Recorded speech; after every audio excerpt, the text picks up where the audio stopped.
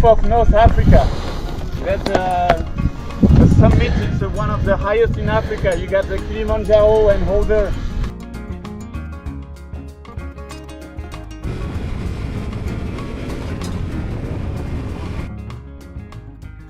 Hi guys, this is Andre from Autoroute.ro. I'm about 40 kilometers south from Marrakesh. It's called the Agafay Desert, and today I'm going to present you from the perspective of an average Joe because I'm not Paul Tares. Let's get that straight.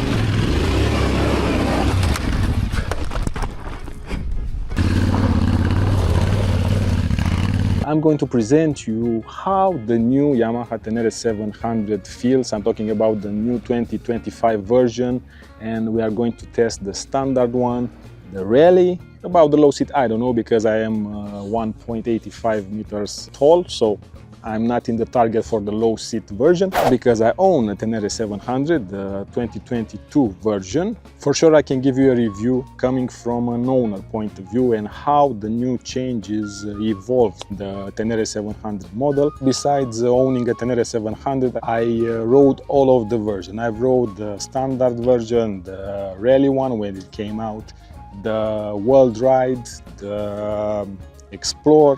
In the end I'll conclude if it's worth to do the upgrade, to change, because this is one of the reasons that I came here to Morocco, to answer myself if I should sell the old Tenere 700 and get the new. So before we deep dive in the first impression, I want to tell you a little bit about the event, because the plan for this event, the structure, I think it was incredible. I liked very much the location, even though it didn't say much for me because it seemed too close to Marrakesh to be so deserted and to offer us this beautiful landscape that we saw in this test. The location selection, I think, was spot on because we got to test the standard version on 90 kilometers road and also on the street to see how it handles at full power, let's say. And we also got to test the rally version on 90 kilometers of only off-road ride. The thing that I enjoyed was that I got the chance to rub shoulder, let's say, with the official riders or former legends like Mr. Dakar, Stephane Peterhansel, getting some advices from their side. And all the people from the Yamaha staff that I interacted were very helpful, very understanding. I should thank the guys from Yamaha France, the guys that I had, Rodolfo and Hugo and Laurent. I think they had a lot of patience with me because after lunch, when I switched to the rally version, I was feeling a little bit tired, and I told them that I want to enjoy the views, let's say, and see this beautiful landscape, not into rush. I don't know if I'm coming back ever to this place. I've been to Morocco before, but I've never been in this area. And we also had some fun on this route because we had some unplanned incidents.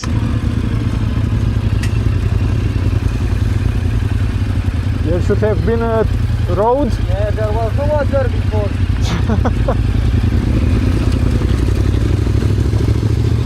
And we should be on the other side.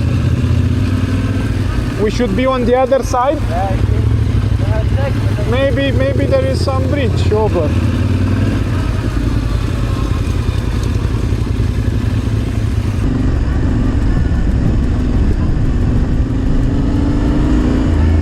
It was at this moment he knew. Yeah. Just to be sure that this is the right track. Yeah. I put it on the... Mais qu'est-ce qui se passe ici? C'est normal? Hein? C'est quelques barrages. Ah, barrage. We'll get.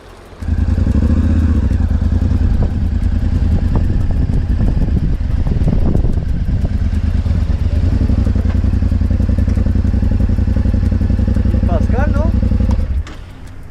I don't think so. It's Pascal. Yeah, I think it's Pascal, yeah. Probably they try to find another route. Hey, we are better than navigation, Yeah. Huh? Okay, we go. It felt like an adventure. It felt like a proper event when you are testing adventure bikes, you know. There are some new features that are very interesting, And for that, I'm going to leave my colleague Eric to walk you through. The first thing that meets the eye at the 2025 Yamaha Tenere 700 is the new headlight that now has squared LEDs, between which you could see an aluminium Y-shaped rigid frame. Inside the cockpit, you find a new vertical, rally-styled, 6.3-inch colored TFT that has smartphone connectivity and also can be used for turn-by-turn navigation. The rally version even has a special theme called Raid that has an integrated trip master which can easily be managed by using the new joystick control console, which is the same as the one we saw on the MT-09, having also self-canceling turning signals. Another design change that might be noticed only by the connoisseurs is the tank that now a new integrated fuel cap and has a slightly different shape. For better mass distribution, it has been moved closer to the front wheel and it sits a little bit lower than before.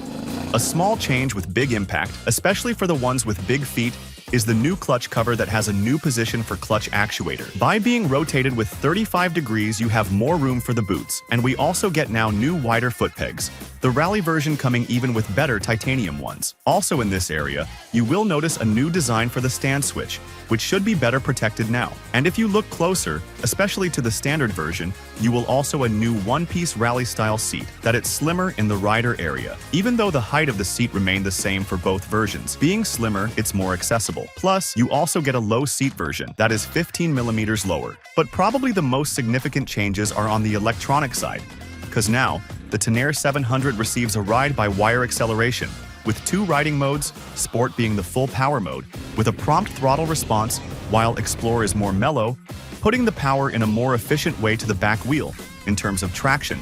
But more on that, Andre will share his thoughts at the end of the video, after riding both versions. We also get the traction control, which is a very simple system with only 2 operating modes, on or off. From what we understood from Yamaha, this add-on is destinated only for the street use when you are riding in slippery conditions, like heavy rain or cold mornings. The ABS still has 3 modes you can keep activated on both wheels, only on the front or completely off, and this is set from the menu. By using the joystick controls, the novelty is that by pressing long the ABS button, you deactivate the traction control, and also the ABS goes to the last used ABS mode. Unfortunately, due to Euro 5 Plus regulation, when you are using the key to switch on the bike, the ABS is automatically activated. But here comes handy that long press ABS major button. Unfortunately, we don't get cruise control, which I think would have been an easy implementation and also a nice to have feature. But the guys from Yamaha said that they took a list of 15 requirements from the customer's feedback and focused on the first 10. And apparently cruise control didn't make the cut. But I think in the future, we will probably see a premium version also with this feature. Another major upgrade has been done to the suspensions. Now we have a fully adjustable high-quality front and rear suspension, meaning you also get to set the preload on front now, besides the rebound and compression, and it also has a new linkage system for the back shock absorber. The ravel of the suspensions remained the same, with the Rally having a similar to the old Extreme version suspension, with a longer 230mm travel on the front and 255mm ground clearance. Coming also with a 4mm aluminum skid plate, the Rally version is built to conquer the most extreme terrains, and in order to notice the difference from the standard, it has a high rally-style front fender and also the striking color scheme from the legendary 80s Dakar Yamaha bikes. Speaking of which, during the event, we also saw the new bike that Yamaha GYTR will use this year in rally raid events, which is based on the new rally version, as one of the present pilots, Gautier Paulin, said. Their competition bike is almost 70 to 80% a regular Tenere rally bike on which there have been installed different GYTR parts. By going from the Tenere World Raid to the rally version as their base, the new competition bike is lighter with 6 kilograms than last year, although it gained 2 more liters of fuel capacity. Coming back to the regular commercial Tenere, unfortunately all these changes brought a little bit of weight to the new versions, but more on how this minimal extra weight feels later in the video. If you enjoyed the video so far, don't forget to click the like button and subscribe our channel. This way you will be updated with the latest information coming from the motorcycling world, and I'll try my best to let you know my impression as an average rider. Speaking about first impression, again, coming from average rider, I will start with the software updates, the electronic parts. I'm talking about ride-by-wire, traction control, ABS modes, stuff that the pure Tenere rider didn't enjoy, I think, when they saw the first presentation. Myself being an owner of the Tenere 700, I had my doubts when I saw the presentation because I really enjoy that direct feeling of the acceleration on the Tenere. But Riding today with both riding modes, Sport and Explore, I understood that the Explore mode, which is more linear and has a subtle way of transferring the power to the wheel, is more efficient in off-road. That is why they did it, and also I think that they did this to make the Tenere 700 an interesting bike also for the beginners, the ones that are starting now, also considering that they have the 35 kilowatts version. But for my taste, I liked best the full power mode. It resembled the feeling of the direct acceleration, but there is a small lag, if I may say. I mean, it feels kind of the direct cable, but it's not the same. Speaking about the traction control and ABS, the traction control is very simple. It's on or off. They said they put this only for when you are riding on road, on slippery roads, maybe it's raining, maybe it's cold outside, so that is the reason they have traction control. The ABS, it's the same as on the old version, the latest version. I mean, we have ABS on the front wheel, you can deactivate it on the rear wheel, or you can deactivate it on both wheels. The difference is now that if you press and hold the ABS button from the dashboard, it will deactivate the traction control, and it will switch back to the last version of the ABS that you selected in the menu. Also, an improvement is that now if you're using the kill switch to stop the engine, it will not deactivate your setup for the ABS. For example, if you put it in off, you will not have it reactivated if you stop the motorcycle from the kill switch.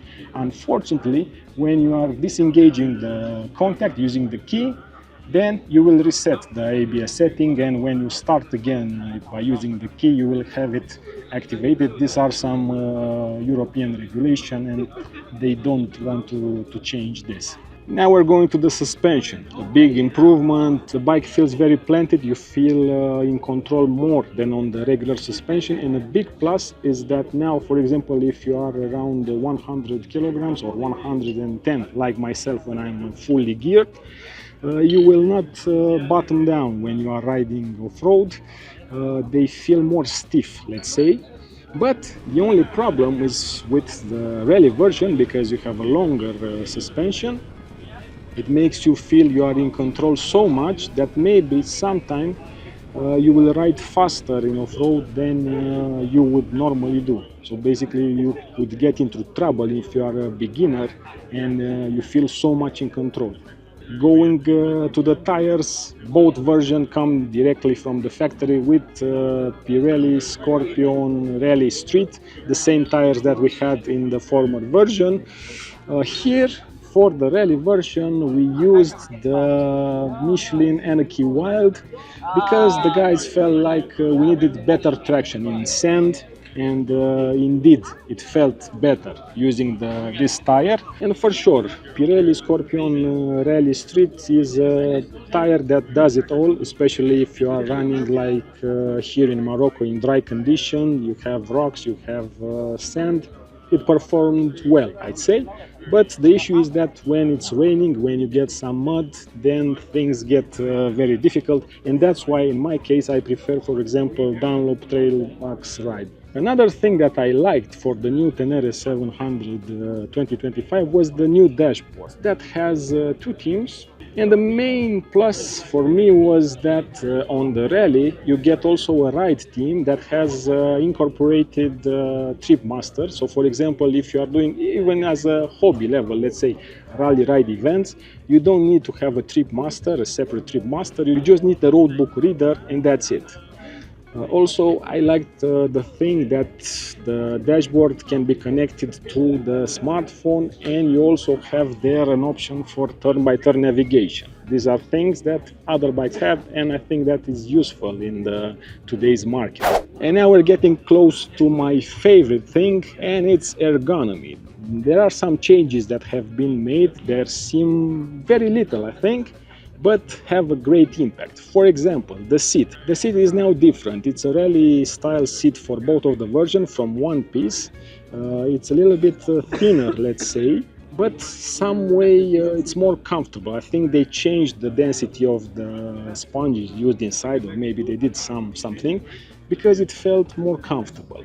Also, a little thing that they did by just moving the clutch actuator 35 degrees in front, for people like me, for example, that have 46 or 47 and have big enduro boots, you feel this from the first moment that you get on the bike. You have more space. Also, the footpegs are different. They are larger, so you get greater stability. Also, the standard version has larger footpegs. The only difference is that the rally version has titanium footpegs now. Another small change, but with big impact, is the tank. It has 16 liters, but it has been rotated to the front of the motorcycle, towards the front wheel, and they tried to lower the center of gravity in order to have better mass distribution. And also they change the tank cap. Now they have a regular tank cap, let's say. You don't have to go to the gas station and hold the cap in your hand. It's just something simple that it should have been done from the first version, I think. And this is a thing that I really liked about Yamaha. They listened to the customer complaints or the customer feedback and did these small changes. Also, it's true that with these changes it gained a little bit of weight. We are talking about 208 kilograms, but actually you don't feel this weight increase because as I said, the mass distribution is different from the old version, and when you are riding the motorcycle you don't feel this. As a conclusion, I would say that if you are owning the old version of Tenere 700, maybe from 2019 even to up to 2024, I would say that it makes sense to do the change. It really feels like an evolution, the new generation. I myself, I am in this position, so I'm very curious, how do you feel about it if you have the old version and you test rode it already, the 2025 version? What do you think about these changes if you are planning to switch? Because this helps me to see how other people think about this change. The only question for me is now if I would buy the rally version or I would buy the standard version. And to be honest, I would say that the rally version, it's a bigger bite than I can chew now, because I need to polish a little bit my skills of road in order to use that maximum potential, that suspension. So for now, I would say that the standard version will be a better replacement for my old Tenere that is also the standard version. So that's why I'm planning when I get back to home, maybe to have a long run test again with one of the two versions and try to decide which is better for me. As I said, don't forget to let me know in the comments what you think, what should be the best version for you. And I'm very curious if you own the old version, if you are planning to change to the 2025. If you enjoyed the video so far, don't forget to like it and subscribe to our channel in order to be updated with the latest information coming from the motorcycling world. We're talking about new models, but also talking about destination, about location, where it's better to arrive on two wheels.